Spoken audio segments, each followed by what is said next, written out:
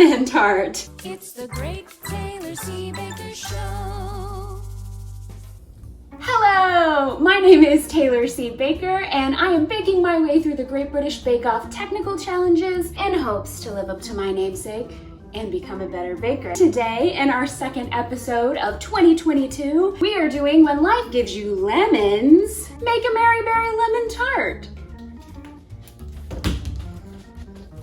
They're fine. And our first step is making our pastry.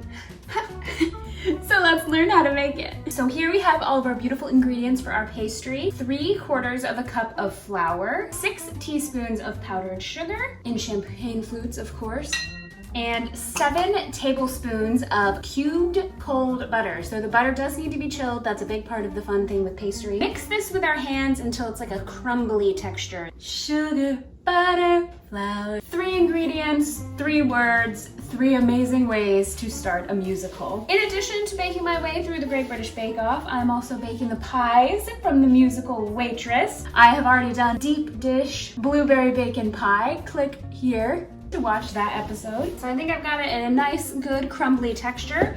So I'm gonna add in 1 egg yolk and 1 tablespoon of water, which I've already mixed together in this flute. That would not be something I'd wanna drink. And that'll make it the more dough texture. And then we're gonna wrap it up in this cling foam, put it in the fridge for 15 minutes. So our beautiful, magnificent pastry is chilled and we are ready to roll it out and shape it into our super fun tart tin. Another fun feature of these is, hello sailor, it is a transformer. Handy dandy olive oil spray. This is probably my #1 kitchen tool. You definitely want to make sure this is thoroughly lined and all those nooks and crannies. And we're gonna pop this little baby out. I'm gonna sift some flour, another added layer of not getting too stuck to the tin. And now let's roll it out and fit it in the tin.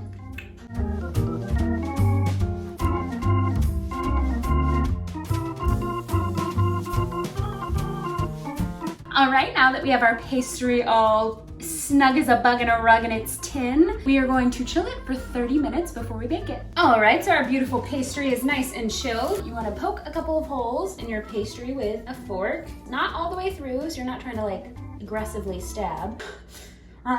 This is super important because it's all about the aeration and something about what makes pastry so awesome. We're gonna take some aluminum foil and blind bake it. So we're gonna fill this in all the crevices. And we're supposed to fill it with baking beans, which helps make it not proof up, but I don't have those, and in the interest of being creative and using what we have, you can use sugar, which is probably the most efficient way. You can also use rice. You can reuse the rice as baking beans, but then you can't eat the rice. So I'm gonna use a little bit of sugar, and I'm not gonna like excessively fill it, just give it a little weight on the bottom. We are going to blind bake this at 400 degrees for 12 to 15 minutes. All right, she's going in for her second bake, non-blind. See you in 12 minutes, little baby cakes. Oh, hello, you golden brown pastry puff. Now that we have our beautiful crust made, I'll save you some Googling. If you make your pastry, your pie crust, your pastry crust for your tarts in advance, you can keep them on your counter for up to 2 to 3 days. You don't need to refrigerate them before you bake your actual pie. So if you are trying to batch bake ahead of time, you can go ahead and get your crusts ready and then the pie will be super easy day up. Let's make the filling.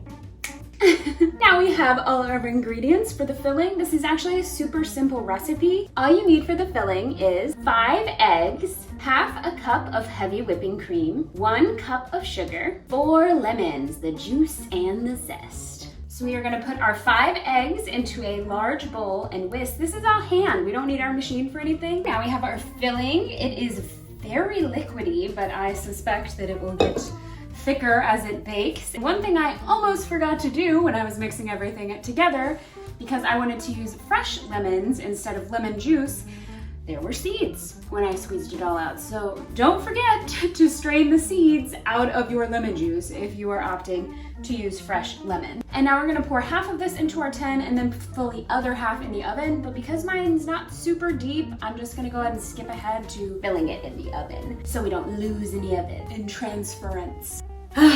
Well, I successfully got it in the oven, but unsuccessfully did it without it spilling all over the edges of the crust. I got excited and I wanted to use all of the filling, so I went ahead and filled it all the way up because I was already doing it in the oven. Then I couldn't get the rack to slide back, so I had to take it out of the oven. It spilled everywhere. We're gonna go ahead and bake it for 30 to 35 minutes at 325 and see what happens when it spills out the edge. Either way, I'm sure it's gonna make something delicious. It may not be beautiful, but that's the way the lemon tart crumbles. Hello, gorgeous. You look like you have a slight jiggle. Oh yeah, she's a little spotted, but she's got her lemoniness.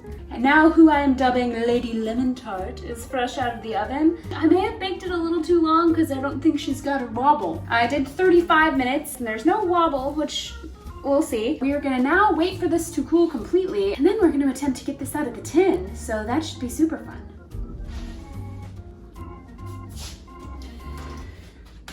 I 100% thought I was about to drop that. Ooh, that would have been a hot mess, like literal heat hot. Our beautiful Lady Lemon Tart has cooled enough that I'm going to attempt to take this out of the tin. Now the trick is going to be getting it off this tin. This is, I think, a good tactic, the whole twirl and make sure it's not stuck to the tin. I can't see what's happening and it's making me nervous. Ah! I did it. Hello, darling. Now for decoration, we sift some sugar on top and I finally got a sifter. One thing I don't have is a chef's blowtorch because it says to do that to caramelize the sugar on top, but I'm gonna use my handy dandy lighter. I know it's not gonna work because I tried it over Thanksgiving on some meringue. And I'm going for a fresh powdered snow on a winter's day. Now let's attempt to caramelize it with a lighter. And I'm gonna decorate it.